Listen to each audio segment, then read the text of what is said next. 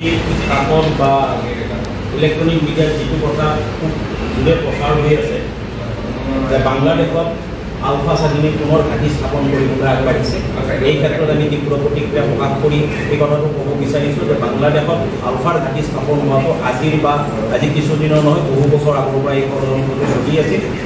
এই গোটেই ষড়যন্ত্ৰটোৰ কথা আমি ইতিমধ্যে 2021 চনতে আমি ভাৰত চৰকাৰ অসম চৰকাৰক আমি দৃষ্টিগোচৰ কৰাইছিলোঁ যে চীনৰ বৰ্ধিত প্ৰভাৱৰ কাৰণে বাংলাদেশ, ম্যানমাৰ, নেপাল, ভূটান ইত্যাদি দেশবিলাকত অসমৰ উত্তৰ পূৰ্বাঞ্চলৰ ভাৰতৰ ছেক্সেছনিষ্ট টিমবিলাকক চেলকাৰ দিয়াৰ যোজনা চলি আছিলে আৰু এই কথা আমি ইতিমধ্যে চৰকাৰৰ দৃষ্টিগোচৰ কৰাইছোঁ আৰু সংশ্লিষ্ট সকলোকে আমি জনাইছোঁ।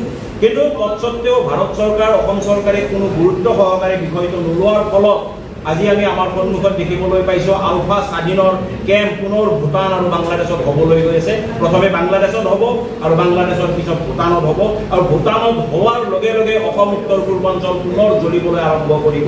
সেই হত্যা, সেই হিংসা, সেই ধন সংগ্ৰহৰ যিবিলাক অবৈধ ধন সংগ্ৰহৰ দাবী ধমকিৰ যিবিলাক দিন, সেই দিনবিলাক পুনৰ উভতি আহিব। পুনৰ অসমৰ বুকুৰ তেজেৰে ৰাঙলী হ'ব।